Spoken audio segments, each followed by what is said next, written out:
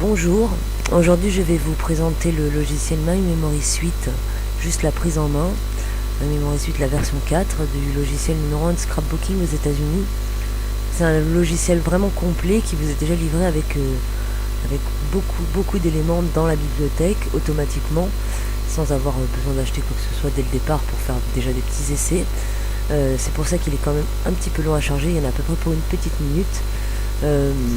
Après, c'est un logiciel qui peut servir à plein d'autres choses que pour le scrapbooking. Aujourd'hui, on va juste voir voilà, la prise en main. Je vais vous expliquer un peu les boutons,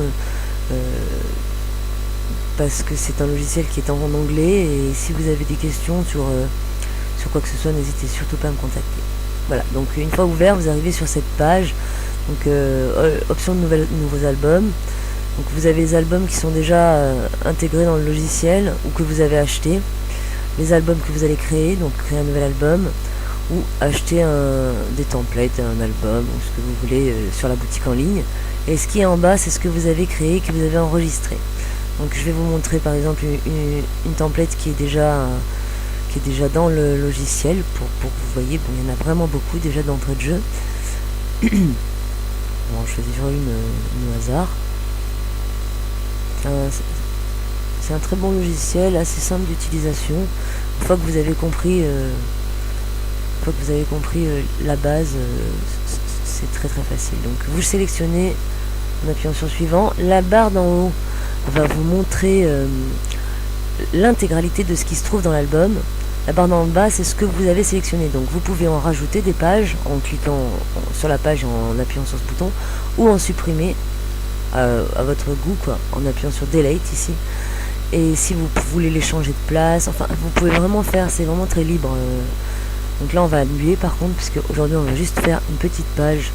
Je vais juste vous montrer vraiment basique, quoi. Donc là, créer un nouvel album. Nous n'allons pas aller sur la boutique puisque nous n'allons rien acheter. Nous allons aller sur celui du milieu, Design New Own, ça veut dire créer le vôtre. Donc là vous avez trois formats. Vous avez le format portrait, vous avez le format paysage et le format carré. Donc dans le carré il y a trois tailles, tout est en inch, hein, c'est la mesure américaine. Donc 12 par 12, 30 par 30, 8 par 8, 20 par 20, 6 par 6, 15 par 15. Et aussi vous avez la possibilité de créer un album à votre propre taille, puisque c'est un logiciel qui est vraiment libre. Donc il n'y a pas de restriction. Donc une fois que vous avez appuyé sur OK, vous allez arriver sur la page blanche. Là ça vous informe que ça vous laisse une petite marge pour le montage. Bon, donc il est préférable de garder tout à l'intérieur du carré blanc pour vous permettre un montage. Une fois lu, vous pouvez cocher cette case pour que le message ne s'affiche plus et appuyer sur OK. Donc maintenant nous allons faire un tour rapide des petits boutons qui sont en haut. Donc là c'est créer un nouvel album, importer un album déjà existant, sauvegarder l'album, voir l'album, imprimer l'album, couper un élément, copier un élément, coller un élément, coller une page, vérifier l'orthographe, aller en arrière, aller en avant, ajouter une page, ajouter une photo ou un graphique, ajouter du texte, ajouter un word art, ajouter un embellissement, ajouter une chape, ajouter un imprint, ajouter une vidéo, ajouter un lien, ajouter de la musique, importer des templates qui sont déjà préinstallés, importer des pages d'un projet que vous avez déjà créé. Ce bouton est très important, il vous sert à faire passer les objets devant en arrière, aligner les objets. Là à côté c'est la grind, donc c'est une grille, ça vous permet de faire des travaux très précis. La règle qui est en inch aussi. Le panier, ça vous sert à aller sur la boutique en ligne, et la rubrique d'aide, mais l'aide sera toujours en anglais. Donc sur la droite vous avez de nombreux boutons. Donc ça c'est le background, vous avez la couleur, le papier, ce que vous avez acheté, ce que vous avez créé, vous, les textures et la boutique. La boutique, pardon, les textures. Donc là, les photos ajoutées, donc vous pouvez soit rajouter directement une photo, soit faire une petite boîte, ce qui est assez pratique parce que ça vous permet de rajouter un contour. Maintenant on y va, c'est parti. On va donc, moi je vais donc télécharger une image que j'ai créée moi-même. Pour cette photo, je vais vous montrer. Ah oui, alors pendant que je cherche, pour la correction d'orthographe, c'est une correction en anglais, donc pour la langue française ça ne marchera pas. Et un imprint, c'est un stamp en fait. Donc là je vais choisir, voilà, quelque chose qui est là. Alors, on va prendre celui-là par exemple. Donc là vous appuyez sur OK et vous avez votre papier. Donc la bordure, c'est toujours pareil pour le montage, ce qui vous laisse un espace pour le montage de l'album. Donc là vous pouvez faire plus ou moins opaque votre papier, donc il sera plus ou moins transparent. Donc pardon. Vous pouvez l'appliquer à toutes les pages de votre album. Vous pouvez faire miroir, flip, le jeter c'est remove. Après vous avez l'espace photo, donc là vous pouvez rajouter une photo avec ce bouton ou alors une petite boîte, et c'est très pratique parce que ça vous permet de directement lui mettre un contour. Donc pour changer la couleur vous double-cliquez sur la couleur et vous allez arriver sur une page. Donc vous choisissez une couleur. Je vous conseille de l'ajouter à vos favoris. Ça vous permettra de ne pas rechercher à chaque fois que vous faites. Bon, par contre après, d'une fois à l'autre, votre bibliothèque de favoris reste, donc c'est à vous de les effacer au fur et à mesure. Voilà. Donc on va choisir.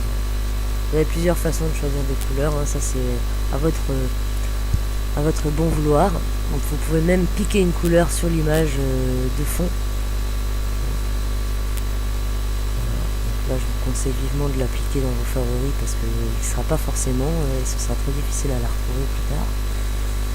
Voilà, vous avez votre contour, vous voyez. Donc vous tapez sur OK. Pardon. Donc là pour ajouter l'image, vous avez soit ce bouton là, donc le dossier désiré,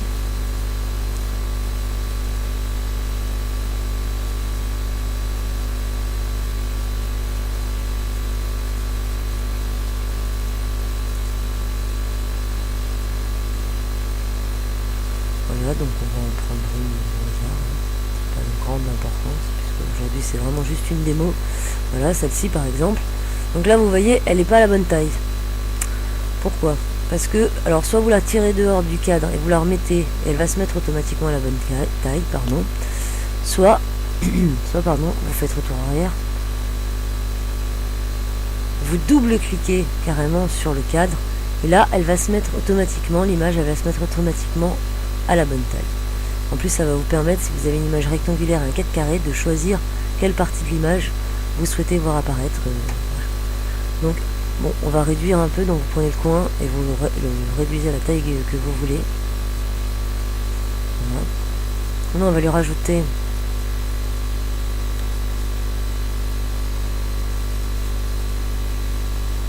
ah oui, j'ai oublié de vous montrer ça, c'est très sympa, ça c'est RIP. Donc RIP c'est pour déchirer la photo, vous pouvez faire le RIP plus ou moins, ça c'est vraiment à votre bon vouloir. Vous voyez là elle est toute ripée, c'est très joli. Maintenant on va lui mettre de l'ombre. Donc l'ombre c'est vous qui la draguez, c'est vous qui la saisissez et qui la mettez où vous désirez. Par contre plus c'est loin, plus il faut que ce soit clair, plus c'est plus il faut que ce soit foncé. Et le blur c'est la netteté du contour de l'image. Donc plus le blur est faible, plus la netteté sera bonne, et plus il est fort et plus ce sera flou. Donc c'est pareil, plus elle est loin, plus le blur doit être flou et clair. Donc on va rajouter un texte. Donc, vous écrivez votre texte.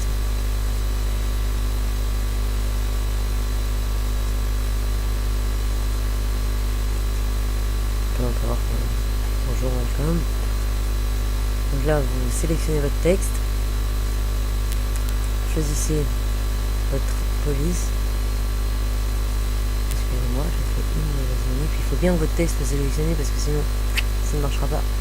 Voilà, donc vous choisissez la police qui vous plaît. Donc vous avez évidemment accès à toutes les polices de votre ordinateur, mais aussi aux polices qui sont préinstallées dans le logiciel de My Memories. Donc voilà, moi je choisis celle-là. Donc là vous mettez l'espacement entre la ligne, l'espacement entre les lettres.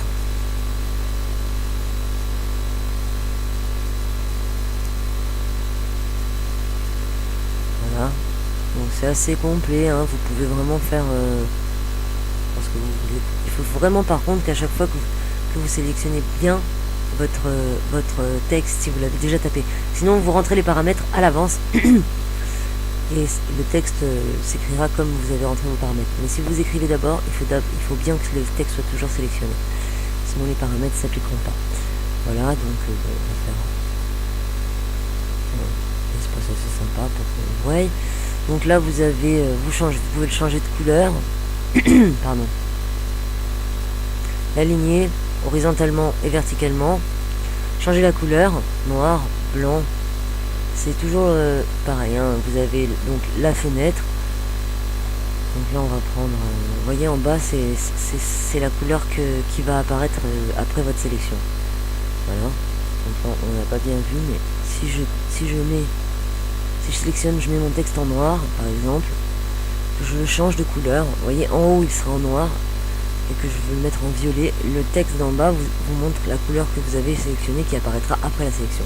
Donc toujours OK. Et là voilà, donc votre texte, vous pouvez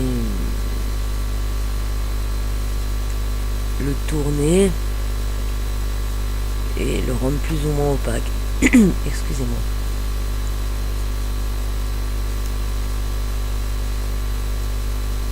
Très bien, donc là vous pouvez le déplacer, par exemple là, on va le mettre.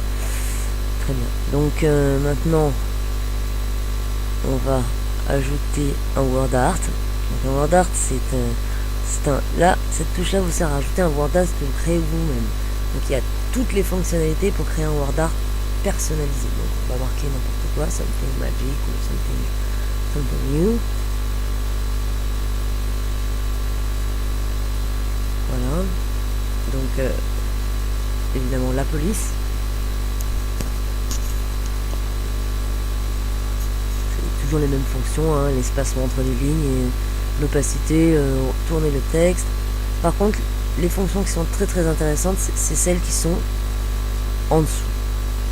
On va voir dans un petit instant la taille qui nous intéresse. Un truc quand même assez gros qu'on puisse le voir.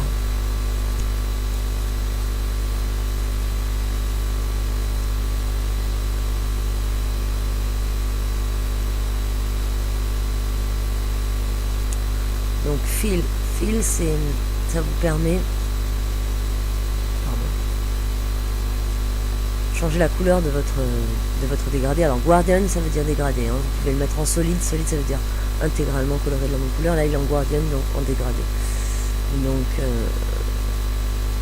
voilà. Après vous avez stroke, c'est le contour de votre texte, pardon. Donc, pareil, hein, il faut toujours que vous le nable. Vous cochez la cause enable stroke par exemple, ça le met automatiquement, ça vous valide l'action. Donc vous avez plusieurs possibilités, c'est à vous de choisir. Après vous avez l'ombre du texte, n'oubliez pas toujours enable shadow, ça valide l'action en fait, enable le petit bouton qui est rond. Donc voilà, vous mettez ou vous ne mettez pas d'ombre. Après vous avez bevel. Bevel, c'est l'embossage. Donc votre texte sera en relief de cette façon-là. Donc à vous de décider si vous voulez qu'il soit normal, profond, en haut, en bas, la hauteur de l'embossage, et la softness, ça veut dire si la tranche sera rigide ou souple, c'est-à-dire si ça va être carré ou arrondi, quoi. Donc là, chap, ça veut dire si vous voulez faire bouger votre texte, faire des vagues, des choses comme ça, et tout ça, l'angle est modifiable à souhait. quand vous vous trompez, évidemment, vous avez toujours le bouton qui est là, retour arrière, autant de fois que vous le voulez. Puis si vous voulez faire retour avant, c'est la flèche juste à côté.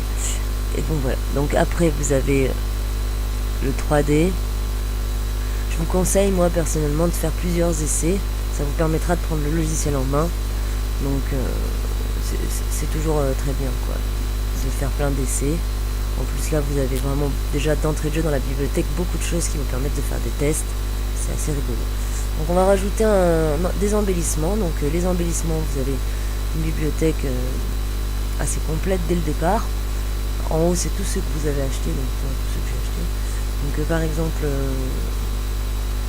parce que à l'achat du logiciel avec mon code, vous avez 10$ de bon d'achat. Donc avec 10$, vous pouvez déjà acheter tous ceux qui sont là, par exemple. Donc vous en sélectionnez plusieurs. Tant que vous n'avez pas fermé la fenêtre, vous les verrez pas. Enfin, vous aurez la fenêtre devant, donc vous ne saurez pas, mais ils seront bien présents sur votre image, quoi. Donc là, je l'ai cliqué 2 fois. Normalement, on devrait apparaître 2 fois. Donc là, vous faites OK, appli, pardon. Et on va réduire tout ça. Donc pour le réduire, vous le déplacez un peu pour pouvoir rattraper un point, parce que si vous le réduisez par le côté, vous allez changer sa taille. Enfin, vous n'allez pas le réduire avec ses bonnes proportions. Vous allez changer ses proportions et ça peut être bien des fois, mais des fois ça peut faire très moche. Donc là voilà, vous le réduisez jusqu'à la taille que vous souhaitez.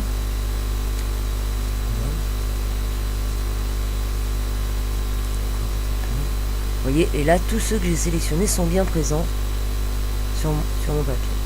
Donc, on va le mettre là, et puis on va utiliser ce superbe bouton et le faire passer à l'arrière. Voilà. Donc là, il est passé à l'arrière. Donc ça, on va le mettre, là. Par contre, on veut le tourner, donc vous mettez dans un coin et vous attendez que la petite flèche se mette en rond. Ça vous permet de faire une rotation. Voilà. Sinon, vous avez les boutons sur le côté qui vous servent aussi de rotation, mais c'est bien rapide aussi de faire comme ça. Donc là pareil, vous faites passer à l'arrière toujours avec ce même bouton. Le bouton il est indispensable. Ça vous permet de manier tous vos objets, vos calques. Enfin. Donc là, pour l'instant vous placez, on va dire, vos embellissements.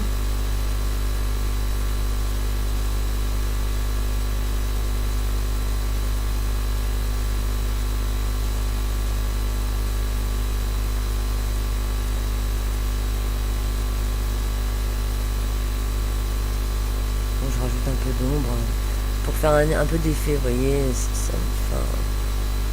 Après c'est votre esprit créatif qui doit vous guider. De toute façon, vous ne pouvez pas prendre de gros risques, hein.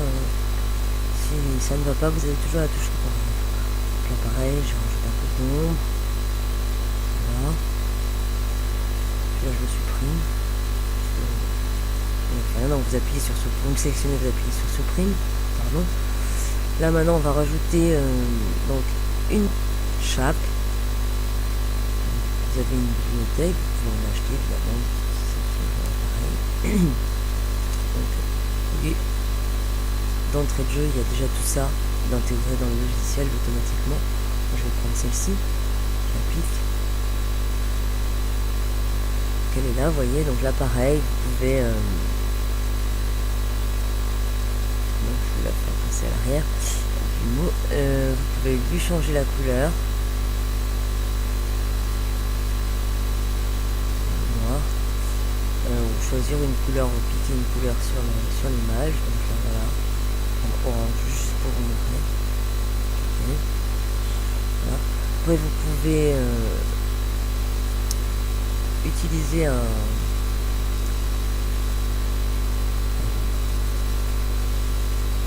du papier, pardon.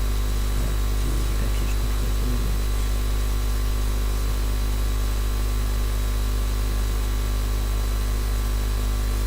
Ou alors, vous pouvez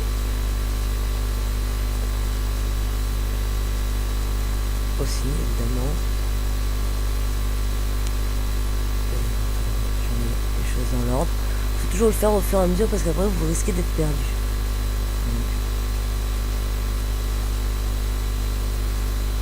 Même perdu, de toute façon il y a toujours un moyen repasser devant, derrière, de effacer des... Là, je fais des bêtises. Mais c'est pas un problème. Voilà. Donc là, quand vous en êtes content, vous reprenez votre chat. Bon, oui, je voulais vous montrer un autre truc. Vous pouvez aussi mettre une photo. Comme si vous avez une photo d'un paysage un peu sympa qui vous parle. Et ben vous double-cliquez sur la photo, vous appuyez sur un clic. Et voilà. Donc vous voyez, j'ai un cadre avec une photo. C'est très sympa. Donc là, retour arrière. Là, dedans, on va lui rajouter une photo. Donc on met une box. On la place, on la dimensionne à la bonne taille pour qu'elle soit bien intégrée à la fenêtre. Donc là, vous pouvez la tirer un peu comme ça, voilà. Bien la centrer. Et vous double-cliquez dessus. Pardon, pour avoir accès à une photo. Donc on va en prendre une complètement hasard, celle-ci. Voilà. Donc là, vous voyez, vous choisissez comme d'habitude et elle s'insère parfaitement. Là maintenant, ce qu'on va faire, c'est lui rajouter un petit peu d'ombre. Alors d'abord, on rajoute mat, ça veut dire un contour. Toujours bien. Là, vous voyez. Et un petit peu d'ombre. C'est toujours pareil. Tous les éléments,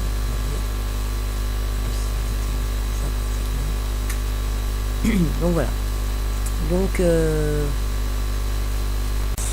Donc je vous remercie pour ce premier tutoriel. Voilà, je vais juste faire un peu de ménage.